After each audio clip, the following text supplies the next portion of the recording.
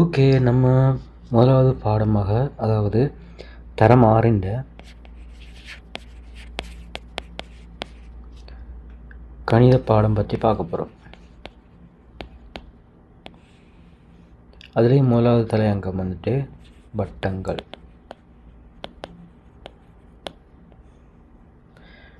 வட்டங்கள் பிள்ளையர் நீங்கள் பார்த்தீங்கன்னு சொன்னால் வட்டங்களை உங்களோட இப்போ நீங்கள் 5ஆம் ஆண்டு 6ஆம் ஆண்டு 5ஆம் ஆண்டு முடிச்சுட்டு ஸ்காலர்ஷிப் எல்லாம் முடிச்சுட்டு நீங்கள் 6ஆம் ஆண்டு பண்ணுறீங்க. அப்போ உங்களுக்கு விளங்கும் அந்த வட்டங்களை பற்றி நீங்கள் நிறைய பார்த்துருப்பீங்க, உங்களோட வீட்டில் பார்த்துருப்பீங்க, வட்ட வடிவமான பொருட்களை பற்றி. அப்போ வட்ட வடிவமான பொருட்கள் ரெண்டு சொன்னால் பேனைன்ற மூவி பாருங்கள், கூர், அது ஒரு வட்டம். ஒரு போத்தல் எடுங்க, அந்த போத்தலை மூடி எடுங்க, அது ஒரு வட்ட வடிவில். சரியானே? ஒரு கார் எடுங்க, காரில் டயரை பாருங்கள், அது வட்டம். காசி நாணய குத்திகள் எடுங்க, அது வந்துட்டு வட்ட வடிவத்தில் இருக்கும் இல்லையா? அப்போ இலங்கையில் எத்தனை வகையான நாணயங்கள் இருக்கி? 1 ரூபா நாணயம் இருக்கி, 2 ரூபா நாணயம் இருக்கி, 5 ரூபா நாணயம் இருக்கி, 10 ரூபா குத்தி வர இருக்குது இல்லையா? பார்த்திங்கன்னா நம்ம அன்றாட யூஸ் பண்ணுறதுல வந்துட்டு பார்த்திங்கன்னா வட்ட வடிவமான தீட்டி, சரியானே? தகர பேணிர, அந்த மீன் டின்னு சொல்லுவோம் இல்லையா, அந்த மீன் வார அந்த டிந்த வட்ட வடிவமான அந்த கவர், சரியானே? அந்த அரிதட்டுகள், போத்தல்ற மூடி, ஏற்கனவே சொல்லிடுறேன். நீங்கள் போடுற காப்பு, எப்படி நம்ம சொல்லிக்கிட்டே போகலாம் இல்லையா? ஓகே, நாம் அதுக்கு சொன்னால் மட்டும் போதுமா? ஆகவே அதுக்கு ஒரு தரவுன்னு நம்ம எழுதணும் இல்லையா? அப்போ வட்டம் நீங்கள் இப்போ பார்த்துருப்பீங்கன்னு சொன்னால் எப்படி இருக்கும்? வட்டம்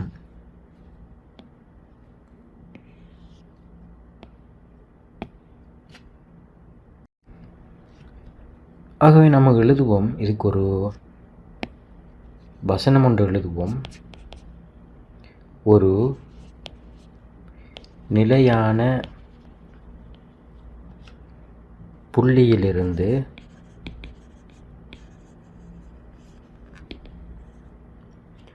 மாறாதூரத்தில்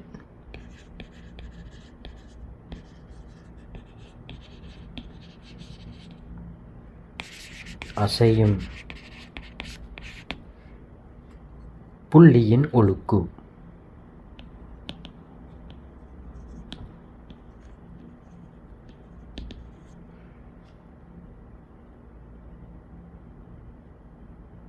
புள்ளியின் ஒழுக்கு வட்டம் எனப்படும்.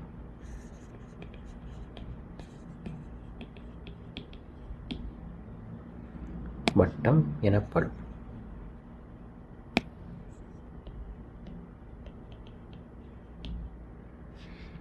ஆகவே பார்த்தீங்கன்னு சொன்னால் இந்த ஓவிலிருந்து ஒரு இடத்த நான் நிற்கேன் படுத்த ஒரு ஆள் நிற்காரு. அவர் என்ன செய்கிறாரு, ஒரு கட்டில் ஒன்றை கட்டி இப்படி சுற்றுறாரு. சுற்றினார்ன்னு சொன்னால் அது இப்படி சுற்றிட்டே இருக்கும், வட்டமாக சுற்றிட்டு இருக்கும். ஆகவே இதுதான் அவர புள்ளி, மைய புள்ளி ஓ. இது வந்துட்டு மாறாத தூரத்தில், மாறாத தூரம், இங்கேயும் தூரம் எக்ஸ் தான், இங்கேயும் தூரம் எக்ஸ் தான், சரியான தூரம். அப்போ மாறாத தூரத்தில் போயிட்டே இருக்கும். ஓகே, அப்போ மாறாத தூரத்தில் புள்ளியின் ஒழுக்கு வட்டம் எனப்படும். ஓகே, இப்போ நம்ம வட்ட வடிவமான பொருட்களை பற்றி பார்ப்போம். வட்ட வடிவமான பொருட்களை தருக. வட்ட வடிவமான பொருட்களை எழுதுக. வட்ட வடிவமான பொருட்களை எழுதட்டும். நாம் ஏற்கனவே சொல்லியிருக்கோம், வாகனத்தின் சில்லு, 2வது நாணயங்கள்,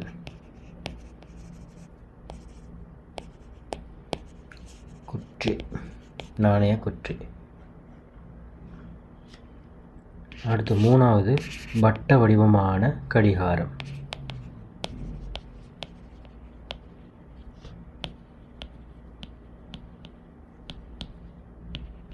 4வது அரிதட்டு.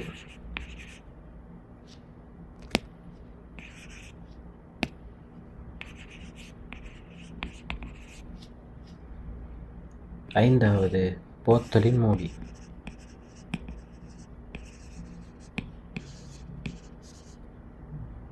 ஆறாவது வட்ட வடிவமான தீட்டி.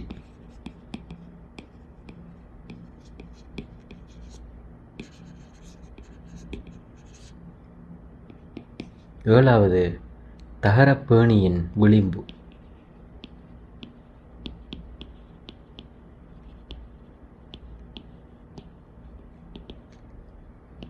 எட்டாவது வளையல் அல்லது காப்பு.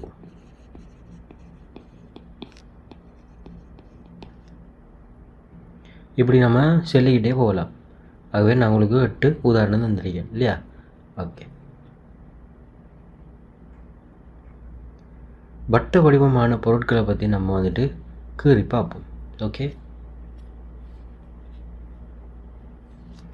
என்ன கரண்ட் சொன்னால் வட்ட வடிவிலான பொருட்களை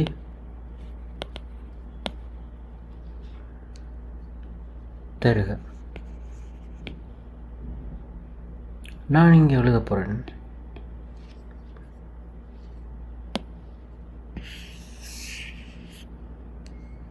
இதை நான் என்னென்னு சொல்கிறேன்னு சொன்னால்,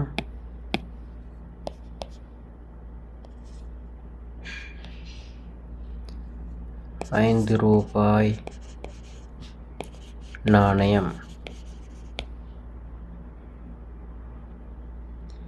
வட்ட வடிவமான இது ஒன்று. ரெண்டாவது வட்ட வடிவமான போத்தல் மூடியம்.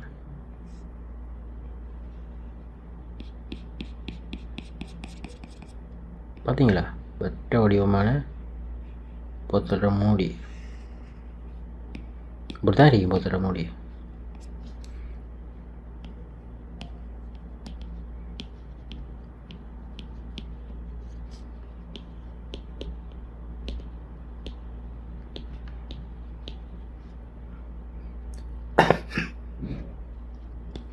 மூணாவது வட்ட வடிவமான காப்பு. காப்பு கையில் போடுவீங்க இல்லையா? காப்பு. வட்ட வடிவமான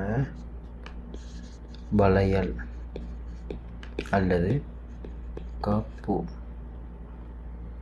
இப்படி நாம் சொல்லிக்கிட்டே போகலாம். ஓகே, நம்ம வந்துட்டு சில பயிற்சிகளை செய்வோம். ஓகே, அவ்வளோதான் இந்த வட்டம் சம்பந்தமான கேள்வி பாடப்பரப்பு. நம்ம அடுத்து வந்துட்டு கொஞ்சம் பயிற்சிகள் செய்வோம். பயிற்சி செஞ்சால் உங்களுக்கு இந்த பாடம் கிளியர் ஆகும். ஓகே பிள்ளையர், பார்த்தீங்கன்னா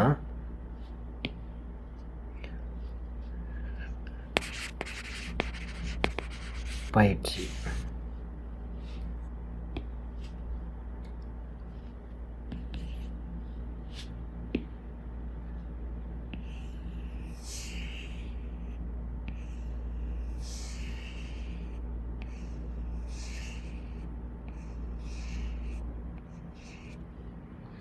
ஓகே. அருகில்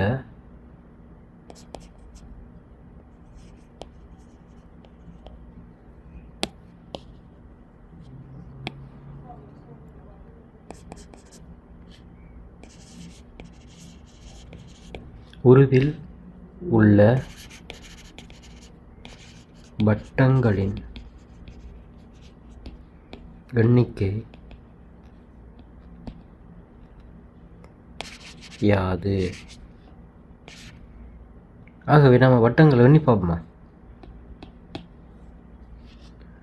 1 2 3 4 5. ஆகவே 5 வட்டங்கள் உள்ளன. இவ்வுருவில்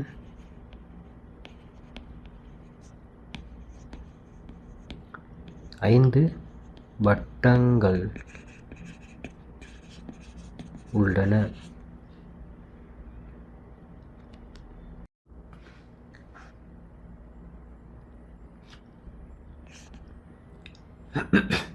ஓகே, நம்ம ரெண்டாவது கேள்வி பார்ப்போம். ஒரு வட்டம் ஒன்று சந்திக்காரு, அதுலேயும் பேரிட்டிருக்காரு. வட்டத்துக்குள்ள APO வட்டத்தின் புள்ளியில் BLE X என்றும் வட்டத்துக்கு வெளியில் ஒரு புள்ளியும் K என்றும் தந்திருக்கார் இல்லையா. தந்து போட்டு தரவையும் தந்திருக்காரு, தரவுக்கு பக்கத்தில் கேள்வியும் கேட்டிருக்காரு. இப்படியான கேள்விகளுக்கு நீங்கள் எப்படி பதில் சொல்லணும்னு சொல்லி பார்ப்போம். சரியானே? ஓகே, முதலாவது கேள்வி வாசிப்போம். தரப்பட்ட உருவில் வட்டத்தில் உள்ள எழுத்துக்கள் யாவை? அப்போ வட்டத்துக்குள்ளே இருக்கிற எழுத்துக்களை தான் கேட்டிருக்கார். அப்போ வட்டத்துக்குள்ளே இருக்கிற எழுத்துக்களை பார்த்தோம்னு சொன்னால் நமக்கு ஆகவே நல்லா அழகாக விளங்குது. 1 வட்டத்துக்குள்ளே இருக்கிற எழுத்து 1 2 3. அப்போ அவர் கேட்டிருக்கிற என்னன்னு சொன்னால் A, P, O. விளங்கிட்டா? அடுத்த கேள்வியை பார்ப்போம். வந்துட்டு வட்டத்தின் மீது உள்ள எழுத்துக்கள் யாவைன்னு கேட்டிருக்கார் இல்லையா. வட்டத்தின் மீது உள்ள எழுத்துக்கள் யாவைன்னு கேட்டிருக்கார். ஆகவே நல்லா தெரியும் நமக்கு வட்டத்தின் மீது 4 புள்ளிகள் இருக்கு, 4 பாயிண்ட்டுகளை வந்துட்டு அவர் மென்ஷன் பண்ணியிருக்கார். ஆகவே நம்ம அதை எழுதுவோம். BL, E, Xங்கிற 4 புள்ளி இல்லையா. ஓகே, அடுத்ததை பார்ப்போம். வந்துட்டு வட்டத்திற்கு வெளியே உள்ள எழுத்துக்கள் யாவைன்னு சொல்லிக்கார். நான் உங்களை ஏற்கனவே சொல்லி தந்துட்டேன். வட்டத்திற்கு வெளியே ஒரே ஒரு புள்ளி தான் இருக்கு, அதுவும் K. ஆகவே K. இப்படித்தான் வட்டம் சம்பந்தப்பட்ட பயிற்சிகள் வரும். நான் உங்களுக்கு ஒரு 10 உதாரணங்களை நான் உங்களுக்கு விளங்கப்படுத்துவேன். அதோட உங்களுக்கு வட்டம்ங்கிற பாடம் வந்துட்டு வெரி சிம்பிளாக முடிஞ்சிடும். ஓகேவா? ஓகே, நம்ம அடுத்த பயிற்சியை பார்ப்போம். 3வது கேள்வி. ஒரு வட்டம் ஒன்று தந்திக்காரு. வட்டத்துக்கு வெளியில் ஒரு புள்ளி இருக்குது, அது பேரொன்று மது ஒன்று சொல்லிக்காரு. வட்டத்தில் ஒரு 2 பேர் இருக்காங்க, ரகு அண்ட் பாத்தி என்று சொல்லி. 3 பேர் வந்துட்டு வட்டத்துக்குள்ளே இருக்காங்க, மினு, சசி, நீனா என்று சொல்லி. எத்தனை பேர்? 2 4 6 பேர் இருக்காங்க. ஓகே. இப்போ ஒரு தரவு ஒன்று தந்திருக்கார். என்னென்னு சொன்னால் வட்டத்தின் மீது 10 புள்ளியம், அதாவது பாத்தியும் ரகுக்கும் 10 புள்ளி, வட்டத்தின் உள்ளே 5 புள்ளி. அப்போ அதாவது வட்டத்துக்குள்ளே இருக்கிறார்களுக்கு 5 புள்ளியம் தந்துட்டு கேள்வியை கட்டிக்கார். அப்போ புள்ளிகள் எதுவும் பெறாத பிள்ளை யார்? அப்போ வட்டத்தில் தான் 10, வட்டத்துக்குள்ளே 5. அப்போ வட்டத்துக்கு வெளியால் அவருக்கு புள்ளி இல்லை. அவரை தான் கேட்டிருக்கார். அவர் யார்? மது. அவர் வந்துட்டு மது. அடுத்தது 10 புள்ளிகளை பெற்ற பிள்ளைகள் யார்? அப்போ 10 புள்ளியை பெற்றன்னா அவர் எங்கே இருக்கணும்? வட்டத்தின் மீது இருக்கணும். அப்போ வட்டத்தின் மீது யார் இருக்காங்கன்னு சொன்னால் 1 பாத்தி, 2வது ரகு இருக்கார், 2 பேர் இருக்காங்க இல்லையா. அடுத்த ஆள் அடுத்த கேள்வி என்னன்னு சொன்னால் 5 புள்ளிகளை பெற்ற பிள்ளைகள் யாருன்னு சொல்லிக்க. அப்போ 5 புள்ளிகளை பெறன்னு நான் என்ன செஞ்சுக்கணும்? வட்டத்துக்கு உள்ளே இருக்கணும். அப்போ வட்டத்துக்குள்ளே யார் எத்தனை பேர் இருக்காங்க? 3 பேர் இருக்காங்க. அப்போ 1 மினு, 2 சசி, 3 நீனா. பார்த்தீங்கன்னா 3. இப்படித்தான் வட்டம் சம்மந்தப்பட்ட கேள்விகள் வரும். அவை உங்களுக்கு தரவை தந்து வட்டத்தை தந்து கேள்வி கேட்பார். அப்போ உங்களுக்கு ஆக லேசாக செய்யக்கூடியதாக இருக்கணும். ஓகேவா? ஓகே பிள்ளைகள், அடுத்த உதாரணத்தை பார்ப்போம். 4வது பாருங்கள். 4வதில் வந்துட்டு ஒரு வட்டம் ஒன்று வந்து வட்டத்துக்குள்ளே ஒரு 2-3 வட்டங்கள் அந்த மாதிரி பார்த்தீங்க இல்லையா. ஓகே, நம்ம இதில் வந்துட்டு கேள்வி காட்டிக்கிற பாருங்கள், உருவில் எத்தனை வட்டங்கள் உள்ளனன்னு சொல்லி. அப்போ நம்ம எண்ணுவோம். 1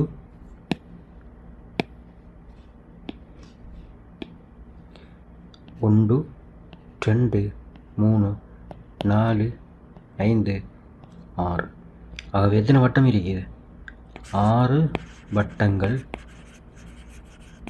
உள்ளன. அடுத்து பார்ப்போம் 5வது கேள்வி. ஒரு வட்டத்துக்குள்ளே பார்த்தீங்கன்னா ABLD என்றும் வட்டத்தின் புள்ளியில் AEGF என்றும் வட்டத்துக்கு வெளியில் HIன்னு வந்துட்டு கேள்வி கேட்டுக்கார் இல்லையா. ஆகவே உருவில் வட்டத்திற்குள்ளே அமைந்துள்ள எழுத்துக்களை எழுதிட்டோம். வட்டத்துக்குள்ளே பார்த்தீங்கன்னா ABLD இருக்குது. ஆகவே நம்ம எழுதலாம் ABLD. வட்டத்துக்கு வெளியே அமைந்துள்ள எழுத்துக்களை எழுதிட்டோம். வட்டத்துக்கு வெளியே Hம் Iயும் இருக்கார் இல்லையா. அப்போ H, I. பட்டத்தின் மீது அமைந்துள்ள எழுத்துக்கள் யாது? பட்டத்தின் மீது வந்துட்டு 3 பேர் இருக்காங்க. E, F, G. 3 பேர் இருக்காங்க. ஆகவே கேள்வியை இலேசாக நம்ம அணுகினோம்னா அதுக்குரிய விடையை இலேசாக நம்ம எடுக்க முடியும். ஓகே, இவ்வளோதான் பிள்ளைகள் வட்டம் சம்மந்தப்பட்ட பாடப்பரப்பு உங்களோட போதும். நான் மற்ற வீடியோவில் உங்களுக்கு சில பயிற்சிகள் மேலதிகமான பயிற்சிகளை செஞ்சு காட்டுறேன். Okay, thank you.